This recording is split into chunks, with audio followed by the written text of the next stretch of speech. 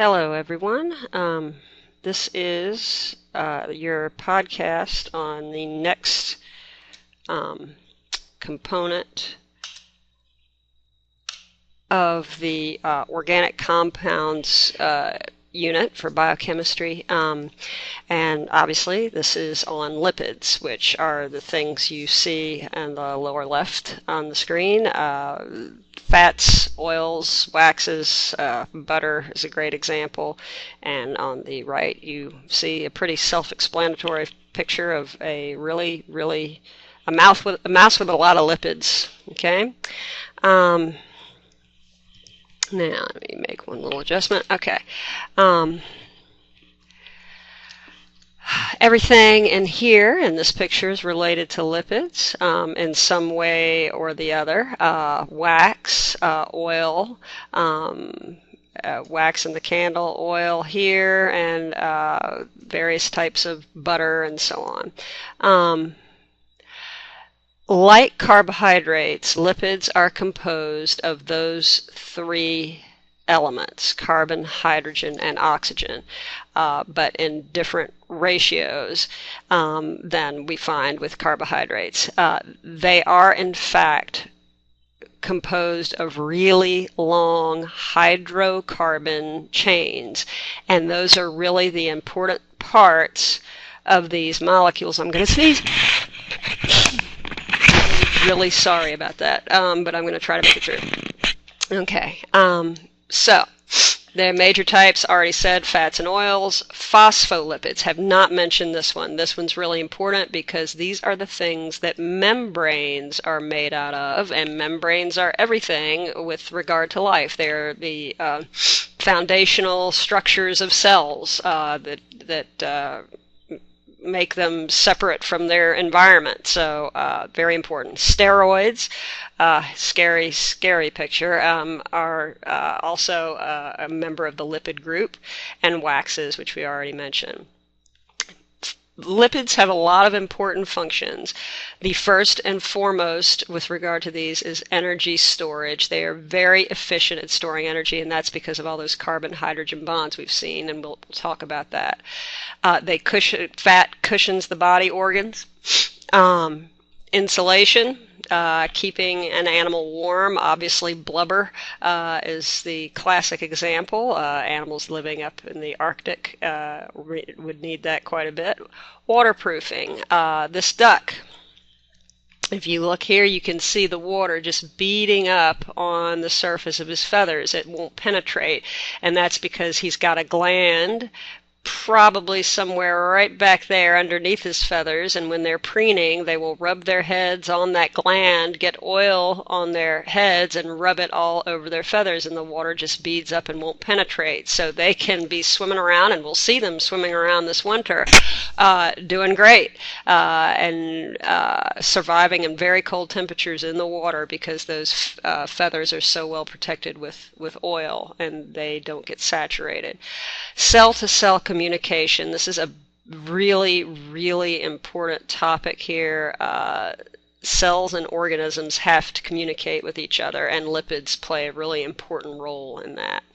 Hormones are what you really ought to first come to mind when we talk about that, and we'll get a lot more detail on that later. And of course, we've already mentioned the formation of cell membranes. That's probably the first most important thing you should think of. Okay.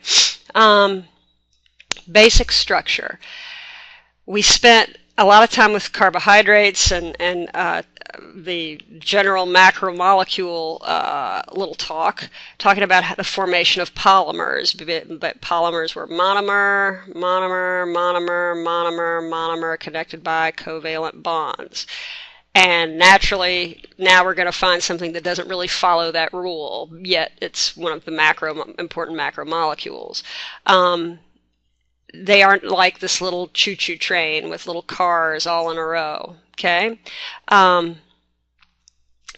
Mostly what you have here is just this long chain of carbons coupled with hydrogens, and these long carbon chains are just coupled to this hook. It's got three hooks actually, and it's got one of these long hydrocarbons attached to each of these three prongs on this big hook. Okay, the hook is a molecule called glycerol. Okay, it's an alcohol. It's an alcohol because this, before it gets coupled, there's actually an OH right there, but when it gets coupled, remember, something has to lose an H and we undergo a dehydration reaction. We'll talk about that in a minute. But what you need to know is that this is glycerol. These are fatty acids, and these are really the important part of this molecule. Okay, so there is one glycerol and there are three fatty acids to a typical fat, typical triglyceride. So glycerol, three hooks, triglyceride. Okay, and a dehydration synthesis. Here we go. If you notice this glycerol, that's the OH, which makes it an alcohol, and it's going to combine this H with this OH on the end of this fatty acid. Remember the functional groups we talked about. The OH group is over here. We're right here seeing the COOH, carboxyl group. That makes this thing an acid. And those things come together and out comes water, and what's left is a covalent bond that's going to attach this carbon here to this oxygen over here. Okay, and you can see the water coming out. Of course, this linkage of this glycerol and this fatty acid does not happen without enzyme help. Just like Legos do not spontaneously spring up into a tower without your hands putting them together. You need to think of this enzyme as just a chemical, and it's acting like your hands would, okay, only at the molecular level, and it's helping these two components come together and stick. Okay, so triglyceride, you ought to be able to recognize triglyceride as this thing with three fatty acids on it. The name for this particular type of covalent bond right here is called an ester linkage, much like the name for the carbohydrate covalent bond was a glycosidic linkage. It's just a different name. I like to think of this as James Bond's homely sister Esther, Esther Bond. It's an ester linkage. Okay. All right. Okay, just another type of covalent bond. Dehydration synthesis, we've talked about this already. So we take out the water and link it together, and water is lost from all three of those to create that, and enzymes are involved with all three of those linkages to create those covalent bonds. Now, fats store energy. That you need to be very comfortable with, that notion, okay? And the reason they are so good at it is that that is nothing but energy storing bonds here, just about. Carbon, hydrogen, carbon, hydrogen, carbon, hydrogen, carbon, hydrogen, carbon, hydrogen. Even these carbon-carbon bonds also store energy because they share electrons very nicely too. This is a nonpolar molecule by and large all through here because they are all these just nonpolar covalent bonds. No polarity because carbon and hydrogen atoms share electrons very evenly.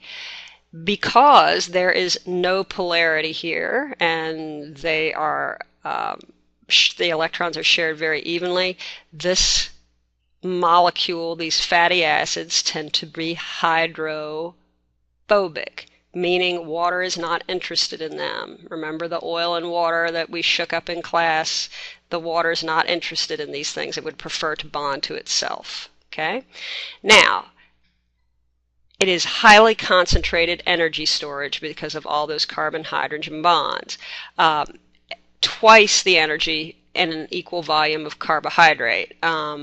So, why do humans like fatty foods? Why do they? I mean, natural selection has selected for us to like the taste of those fried various evil things that you get at the state fair or whatever. Natural selection has given us taste buds to make us crave that stuff. Why? Because it is a source of lots and lots of energy. And it used to be, back in time, when humans were struggling a lot more than we are now, that fatty foods and food in general was not so easy to come by. Now you get high-fat foods on every street corner, but it didn't used to be that way. And so when a human came across a fatty food source, we were designed to crave it and eat it. And now that kind of works against us because that kind of food is so easy to obtain. So let's remember this glucose molecule a minute. This slide, we talked about glucose sugar and therefore starch, because it's made of a bunch of glucose sugars, being really good at energy storage. And it is, because look at this glucose molecule. We said there's carbon, hydrogen, there's a carbon, hydrogen, there's a carbon, hydrogen, there's one, and here's two up in here, carbon, hydrogen bonds. That's a lot of energy potential there. But, sorry, I forget that it goes through this. In lipids, obviously, there's even more, and I mean a lot more, carbon and hydrogen bonds packed in there than there are in carbohydrates per the same volume of space. So, I mean, look at all that. That is just a ton of energy available here, and same thing down here, same thing down here. It's all energy, just about. The only thing that's not particularly energetic are these things bound up to these oxygens over here. All energy, okay? Now, you might have heard the terms saturated and unsaturated fat. Those are big buzzwords in nutrition. Remember at the very beginning of this biochem unit, we talked about single, double, or triple covalent bonds, okay? Generally speaking, when we're looking at these fatty acids, we're talking about single bonds all the way around. The carbon has 4 potential valence electrons, and each one is holding hands with one other atom. So these are all single covalent bonds. Okay? However, sometimes a double bond can actually exist between 2 of the carbons. And what that means is that, let me get a picture that I can talk with you about. Let's go there, okay? So if this guy and this guy right here, okay, for whatever reason, their hydrogens are gone. He's gone, he's gone, okay? Then they would double bond with each other, okay? So instead of the straight chain we see here, what we've got is a double bond that causes this thing, because it is so strong, remember double bonds are stronger than single bonds, it actually causes this molecule to, instead of being essentially straight, I mean, I know it's going up, down, up, down, up, down, but it's regular, and so essentially the perception is straight. It will go, oh, stop that. It will go like that and bend at the site of that double bond, okay? Now, that is an example of an unsaturated fat. The reason it is because it is not, this term saturation is referring to how many hydrogens have you got. Okay? Are you holding hands with as many hydrogens as possible? This fatty acid is holding hands with all the hydrogens it possibly can. All the carbons are holding hands with as many hydrogens as they possibly can. This guy, however, is not. He is not saturated. So this down here would be an example of a saturated fatty acid. This up here is an example of an unsaturated fatty acid, because these guys are no longer holding hands with as many hydrogens as possible. Okay? And that double bond is really important because it can cause bending in the carbon chain. So double bond can cause that carbon chain to bend. What that means is that the molecules behave differently than when it's a saturated fat. So when they're all holding hands with as many hydrogens as possible, as you see here, okay, no double bonds, what you get are long, essentially straight chains, as you can see in that. And that means they can pack pretty tightly together at room temperature. And because they can pack tightly together, these fats tend to be solids at room temperature, like butter, lard, things like in this picture. Okay? Whereas unsaturated fats, because of the bends in the, and there you can see an example of the bending fatty acid because of a double bond right there, because of that, they can't pack as tightly. So let me see. There you go. That's a great picture.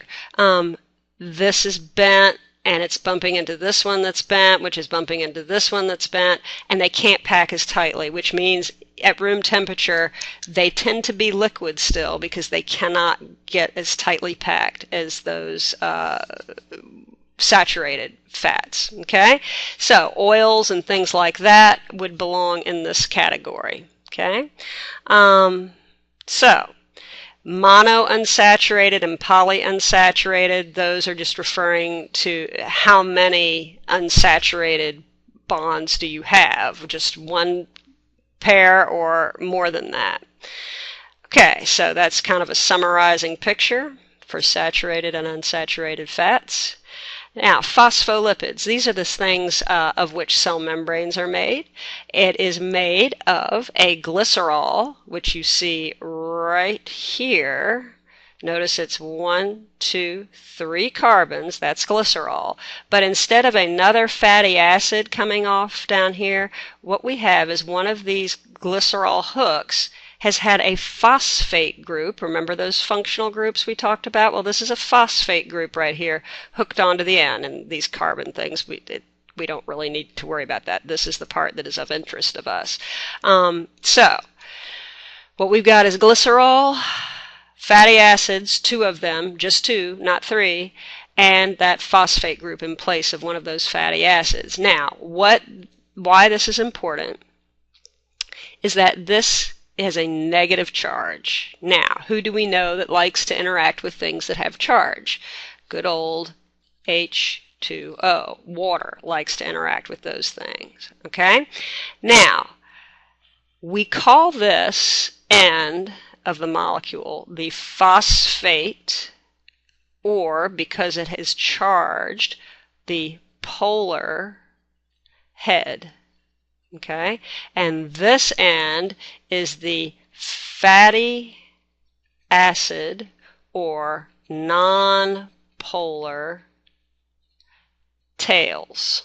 Okay, and that's how we tend to refer to this molecule. Generally, when we simplify our drawing of it, it's just the head with 2 tails stuck on it, and that's an easy, quick way to draw a phospholipid. So it is phospho for the phosphate group, lipid for the lipid part of this molecule. Okay, and I've done something. Someday I'll figure out why that keeps happening. Okay, so there's the great drawing that we always do in class. Okay, phosphate, fatty acids, polar and nonpolar parts. Now, is this molecule hydrophobic or hydrophilic? Well, it's got a split personality. It doesn't know what it wants to be. Do I hate water? Do I love water? It doesn't know. That is because this half of the molecule that is all charged up is hydrophilic. It loves water. Water loves it. It wants to attract it. It wants to bind to it because of these negatives. This down here, though, is as nonpolar as can be, just like fatty acids always are, and it is hydrophilic. So, essentially, water is saying, come here, come here, come here, and then it's saying, go away, go away, go away. Okay? So, water doesn't like that. It does like that. Okay, so nonpolar, hydrophilic head, polar, attracted to water, repelled by water. Okay, so this interaction of these phospholipids with water is extraordinarily important for life. Okay, In water, which is where life is always, even if we're up here on dry land, our water is filling our cells. It's the soup within which all these living molecules work. Okay? In water, the hydrophilic heads are attracted to water, and the hydrophobic tails get pushed away from the water. Okay? And essentially what will happen is in water, these little phospholipids will self-assemble into little bubbles. Okay? With the fatty acid tails going away from water and the polar heads facing out towards water. So that in here, it's essentially pretty dry, and out here, it is obviously wet. This is called a micelle, but this is the beginnings of a phospholipid, not monolayer, but a bilayer. And this is just the foundation of cell membranes right here. Okay, phospholipid bilayer. Now, that is what happens in living things with phospholipids. They will arrange themselves not into just this little single layered bubble, but the phospholipids will arrange themselves with their heads pointed towards water, like this is, blue is water, and the tails pointed not just inward to nothing, but toward another set of tails, because these are pointing to water. It's not that these are attracted to non-water necessarily. It is that these heads are attracted to water and water is attracted to them. So by default, those tails just get turned away from water and towards each other, and you end up with this double layer of phospholipids. This is a cross-sectional view of a cell membrane, extremely simplified because there are other things that are part of a cell membrane that are not shown here, but this is the foundational level. So it creates a bilayer, water on one side, water on the other. So this might be the outside of the cell, and this might be the inside of the cell. Okay, and this is just the membrane that is separating the outside environment from the inside environment. Okay, so it has certainly been discussed for many years that these bubbles of phospholipids might have been an early evolutionary step for cells. This could have been the very beginnings of the formation of membranes and so on. We'll talk more about that later. There is an animation. I'll show you. How about I just show you that in class? Let's do that. All right.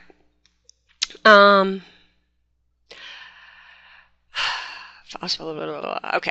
Bilayer, hydrophilic heads on the outside and hydrophobic tails on the inside of the bilayer, not on the inside of the cell, but on the inside of the bilayer.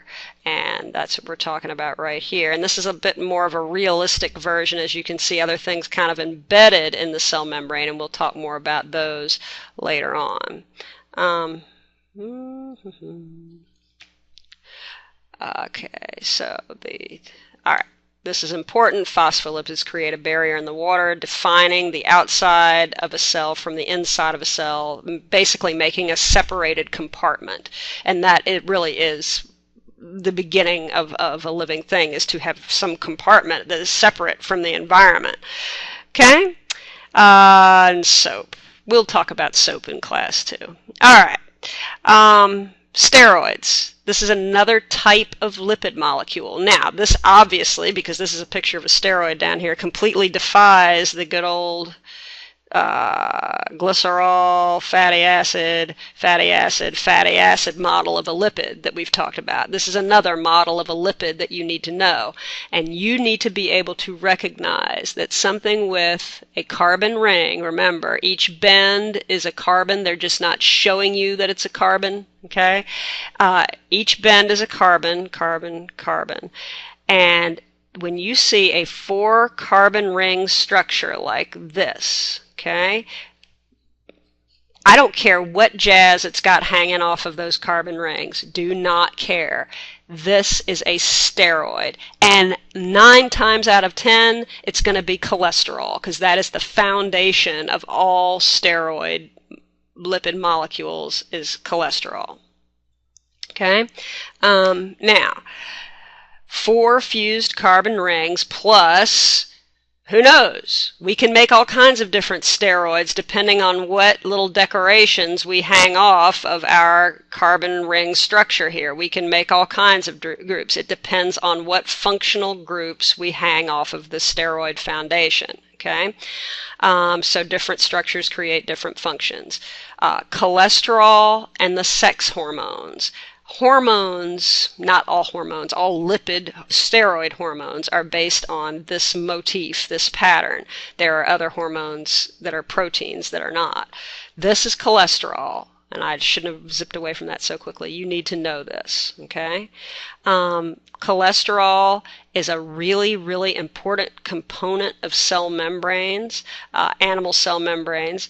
It is the beginnings of all other steroid hormones, and also, when it's not in the right amounts in your blood, can obviously lead to cardiovascular disease, blockage of heart, of blood vessels and things like that. And that's what this little picture is showing over here. Clear blood vessel versus one that is becoming blocked. Okay? Cholesterol actually would insert itself in between phospholipids. So phospholipid, and then you got this little cholesterol molecule over here. Why would it do that? What's the point? It actually is almost acting like antifreeze for the cell. You have antifreeze in your car that keeps the engine water in the engine from getting too hot in the summer and too cold and freezing solid in the winter. And that essentially is what cholesterol does for animal cells. It keeps the cells fluid, yet firm. It doesn't let them fall apart if they get too hot, or get stuck frozen solid if they get too cold. Okay? Sex hormones, I think we've addressed these before, but this is showing various hormones and their very, very subtle differences. Testosterone, down here, is really, really, really similar to estrogen, just a different functional group. That's it. And this is also a progesterone, another female hormone. Again, very, very similar. We've got this on one end instead of that. Okay, again, very subtle differences that make, there you go, the differences between these molecules. And those subtle differences cause this versus that, and that versus that. Big, big differences in organisms. All right, that's it. I hope that made sense. If it didn't, please come to class with questions and we'll talk about it. I appreciate you watching, and I'll see you soon.